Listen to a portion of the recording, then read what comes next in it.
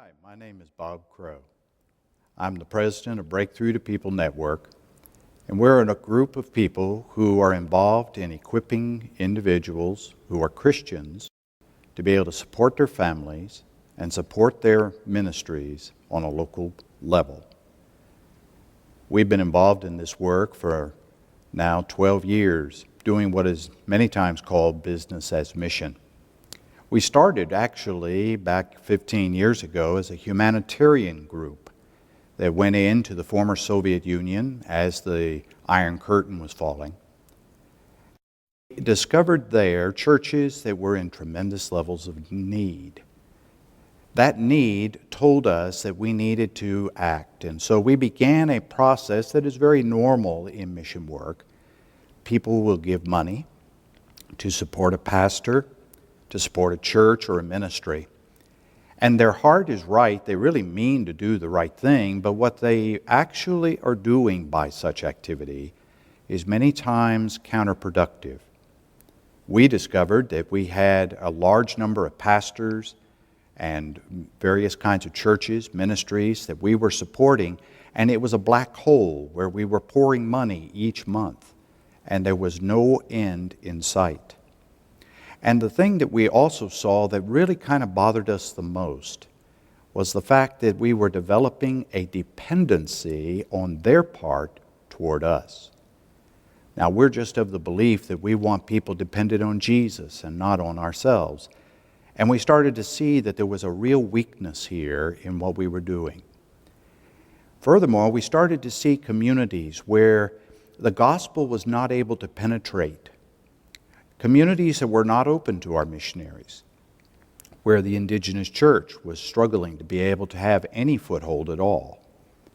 The communist doctrines that had been in place for, in some cases, 70 years, had led to a situation where the people there in those villages, many of them were confirmed atheistic.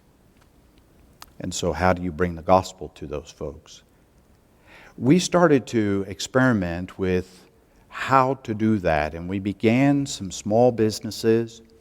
Our first business was a farm, and we discovered very quickly some of the issues that were causing farming in Ukraine to not work. We went on and started sawmills, wood shops.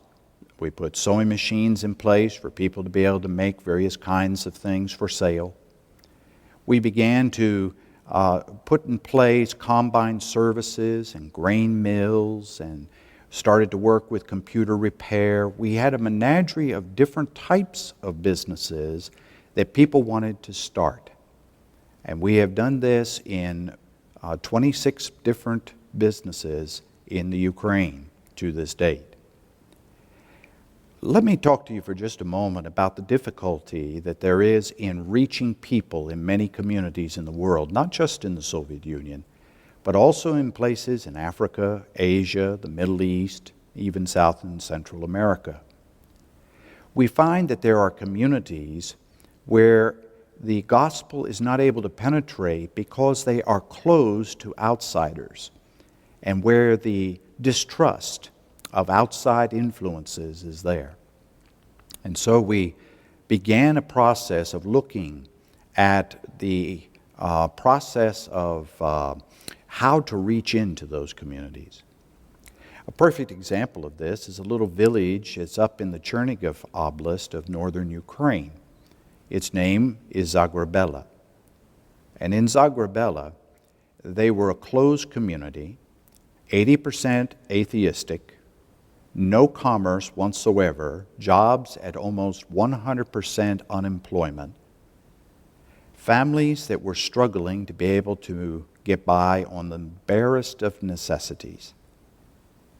And we wanted to reach into this community.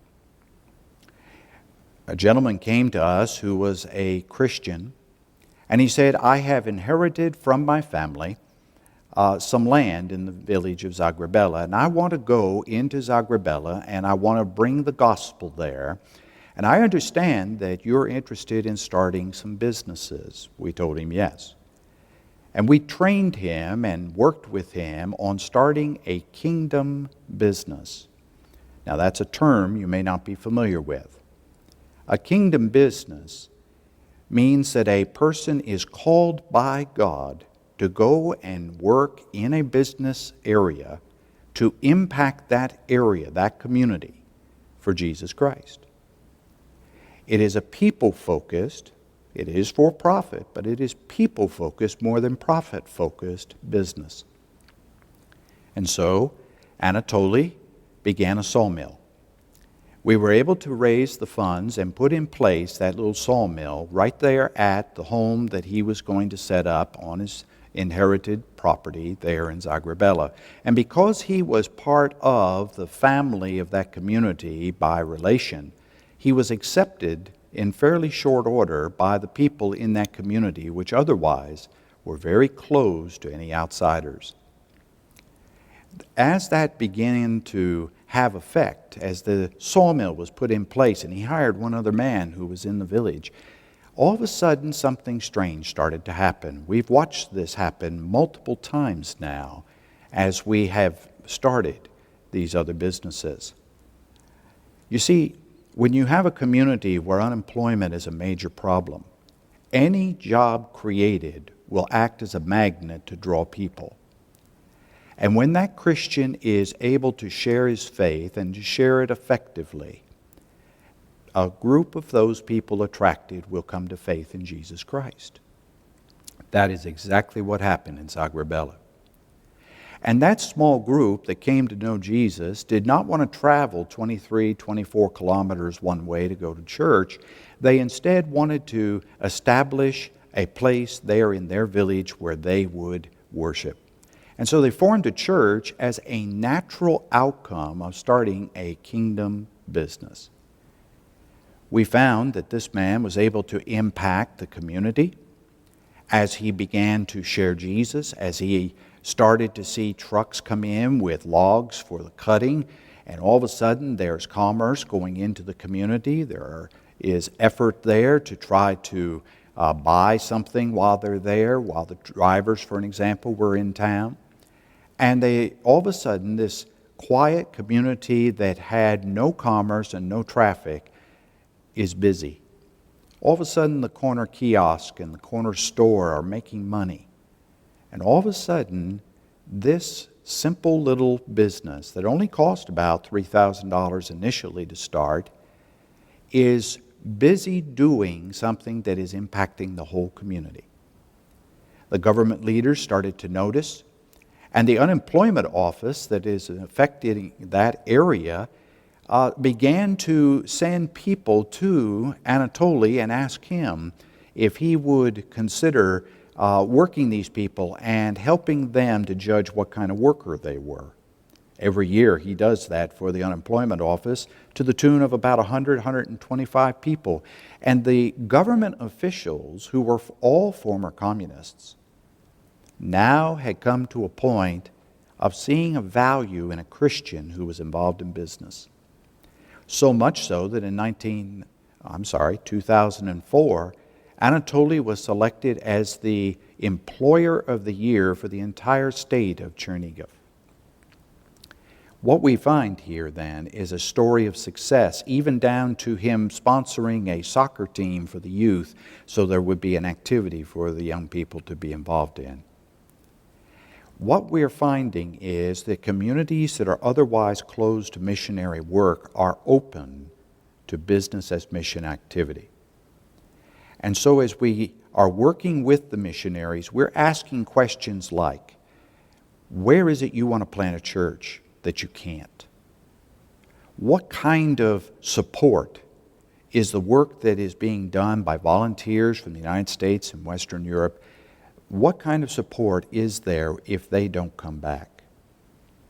One of the most normal things that I see, particularly in the summer when I'm headed overseas, is groups from America who are going to do children's camps and evangelism and various kinds of very worthwhile activity, but it's very short-term in its thinking. I'll see, to take an example, I saw back in June a group of about a dozen teachers, all teachers of children, who were going to go and do a children's camp in a village there in Ukraine. Well, I happened to be on the same plane with them, and we struck up a conversation. Every one of these teachers had with them a duffel bag filled with various kinds of supplies, various kinds of things that they were going to use for a week-long camp for children. Very nice, very good activity in itself. But I asked a simple question to their leader that stumped him. My question was just this: if you are not able to come back next year, will they still have a children's camp? He sat there real quiet because I had hit a nerve that he understood exactly what the implications were. The reality is a lot of the mission work that American churches are involved in is a one-time shot. And we do not put things in a place where it will continue when we can't come. I had a conversation with a man in Ukraine just back in June, and I asked him at that time, how much longer do you think that the doors will be open for us to come and work in your country? And frankly, his answer surprised me, because he said maybe 5 or 6 years before Russia becomes dominant again over all the former Soviet sphere. Well, I started to look at that. What is it that we put in place that when we can't go back is going to still last? Let me give you an example using that children's camp of what I'm talking about.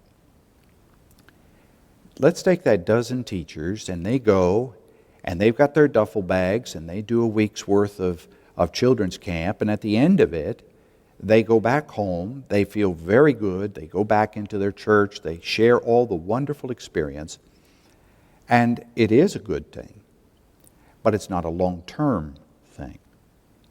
Now let's take that same dozen people and let's do it in a long-term fashion.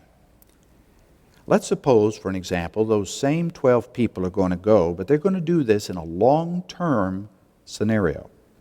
Well, all of a sudden the duffel bags disappear. You're not going to carry anything for teaching with you. No games, no crafts, no lesson plans.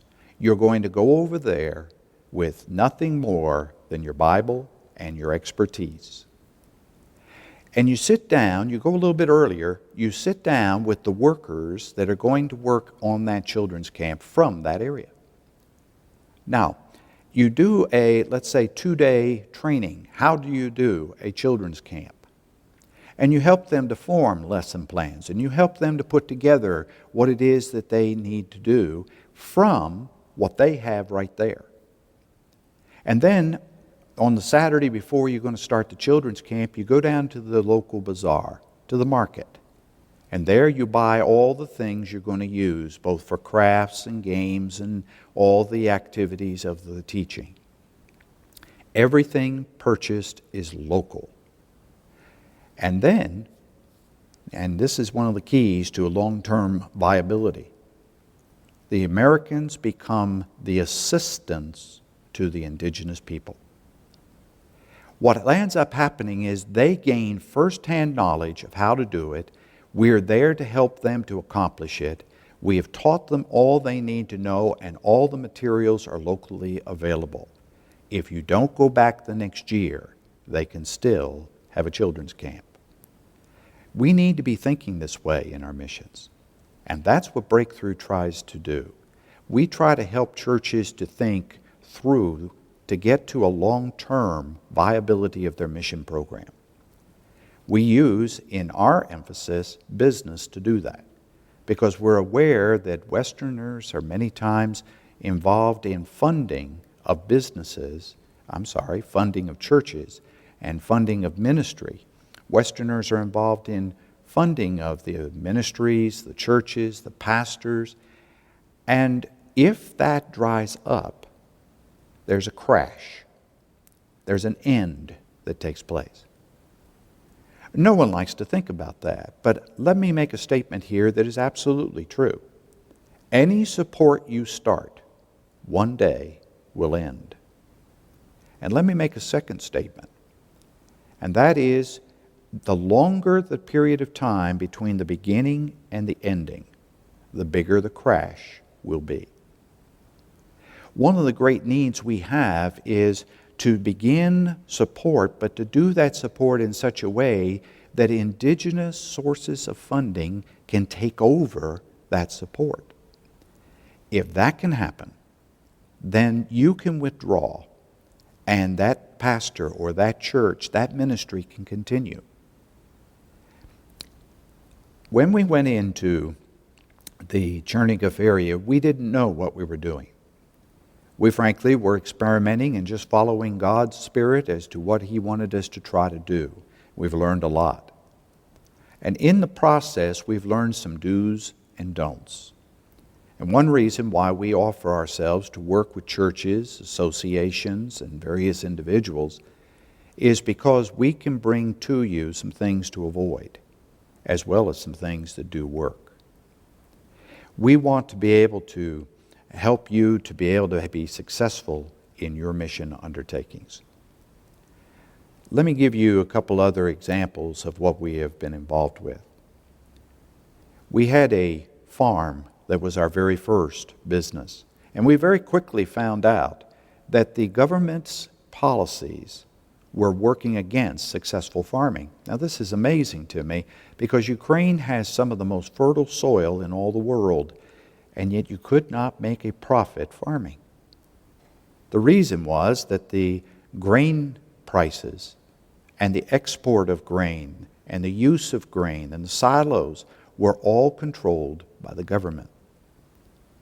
So we knew that the farm was in trouble within a year of its start. Now that farm that was started by a man that had come to us, and we worked with him.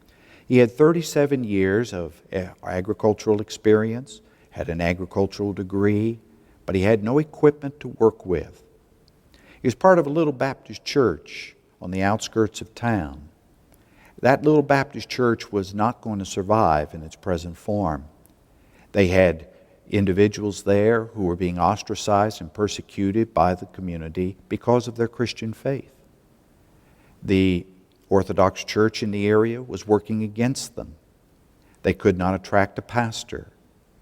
And this little church was dying. This man came to us. He said, I want to start a farm. I believe I can employ everyone in our church. And that was possible, seeing as the church was down to only about 7 or 8 people. We put a tractor in place. We got him the necessary additional attachments, some seed, the basics that he needed to get started. And he was able to take out lease on 50 hectares of land. He was able to put out a menagerie of different grain products.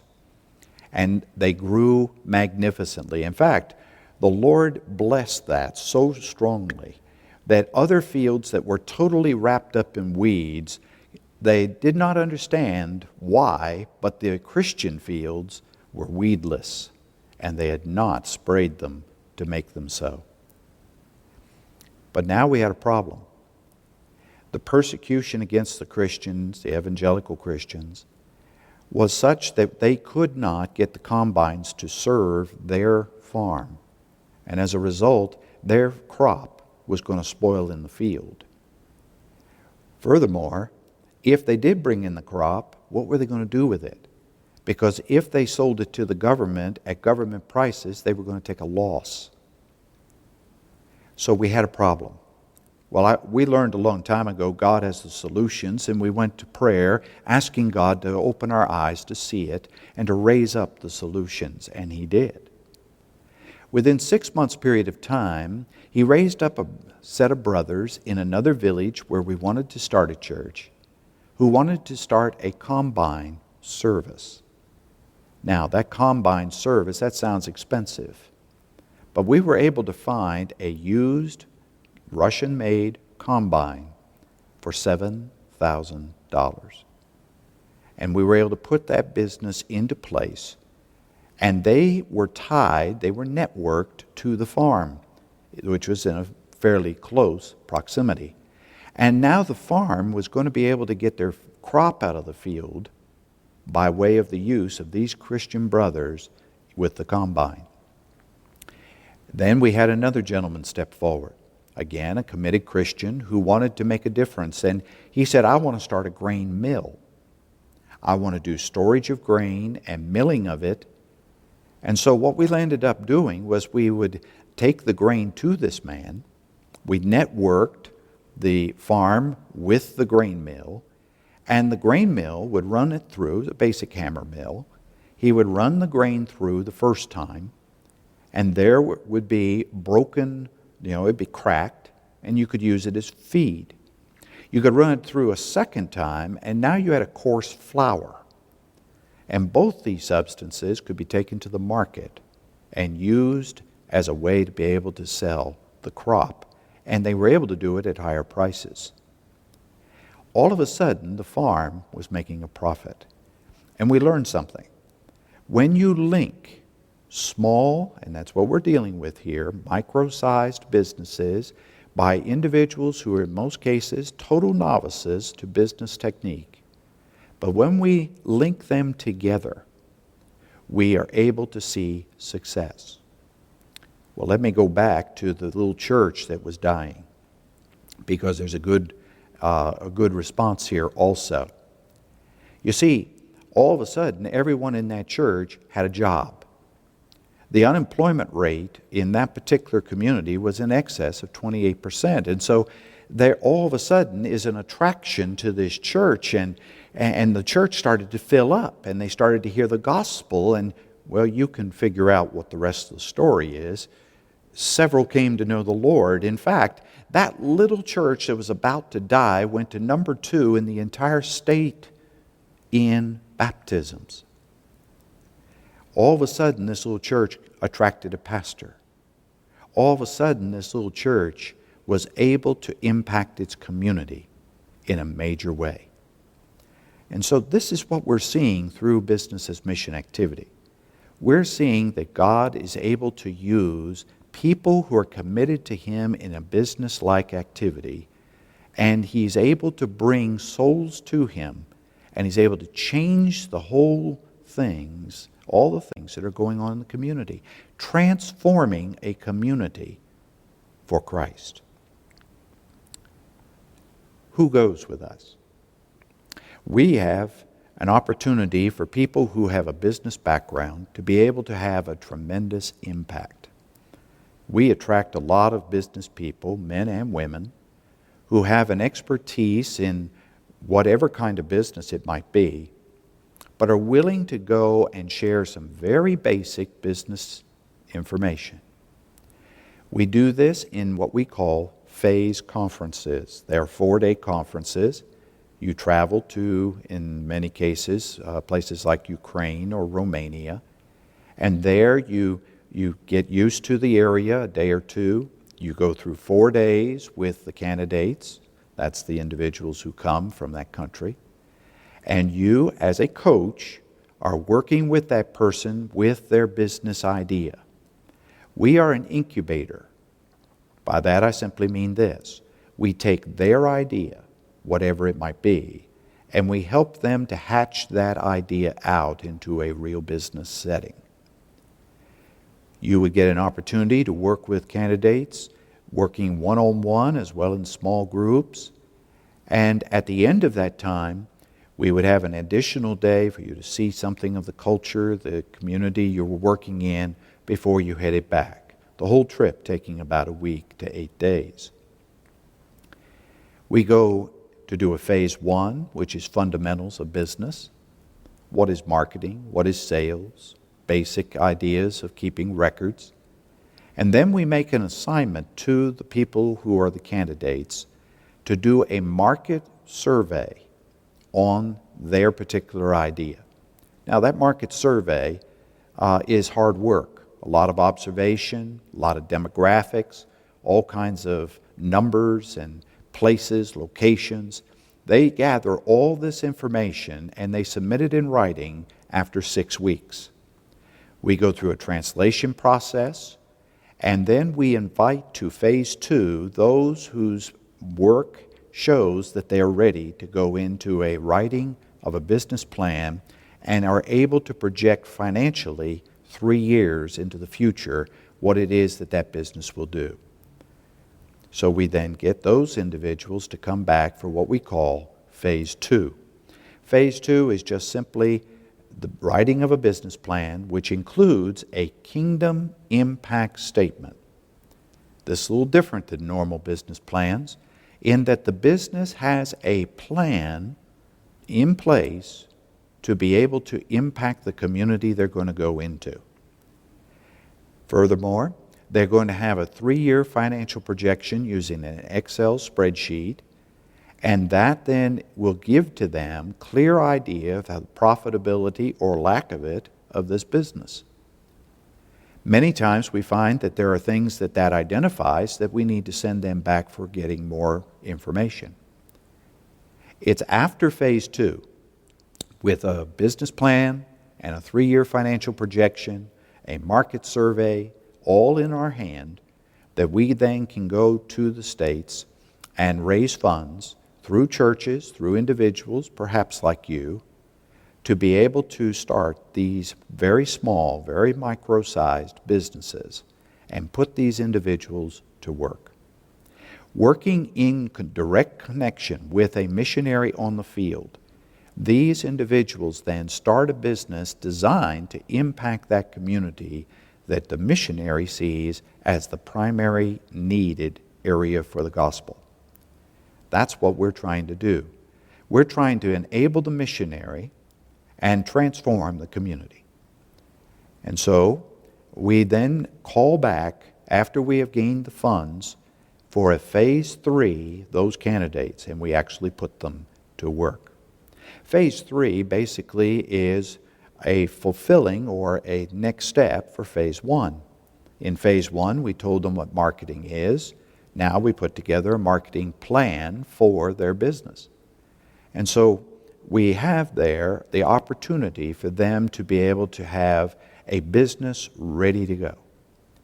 And then every 4 to 6 weeks, these business owners come back together for an accountability meeting where they mentor one another, where they work with the missionary, where they are able to discuss one another's difficulties.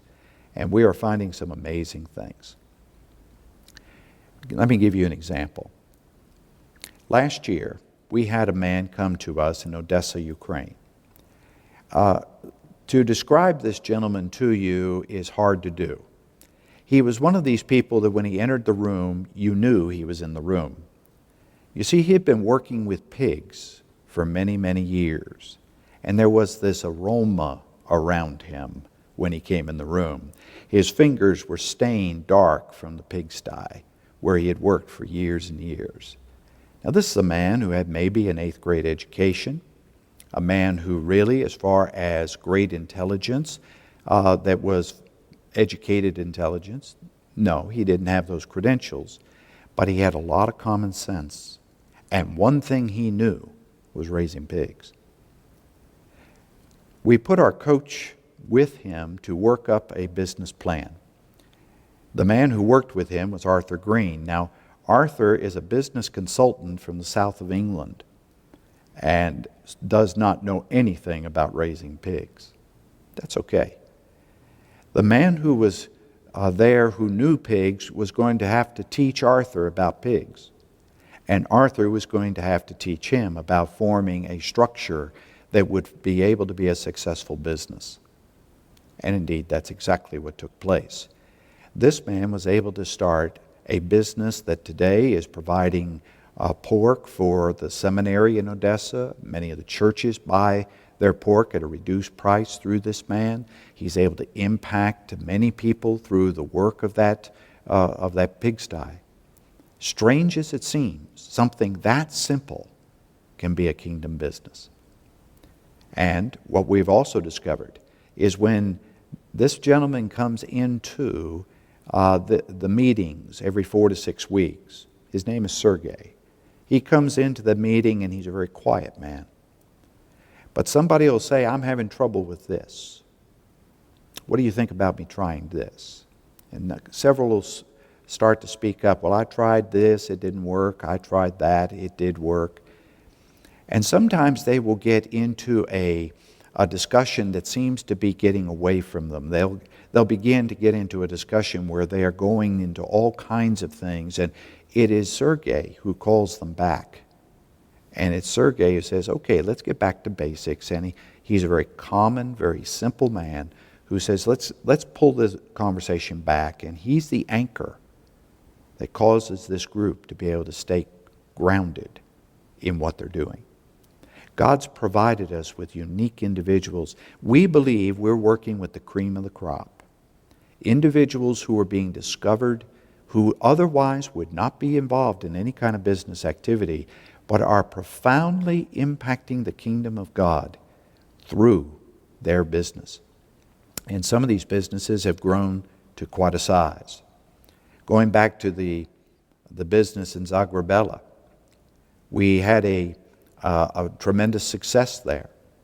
But that business is now a medium-sized business who is bringing in contracts from such places as Amsterdam and Brussels for the cutting of wood and shipping it to Western Europe.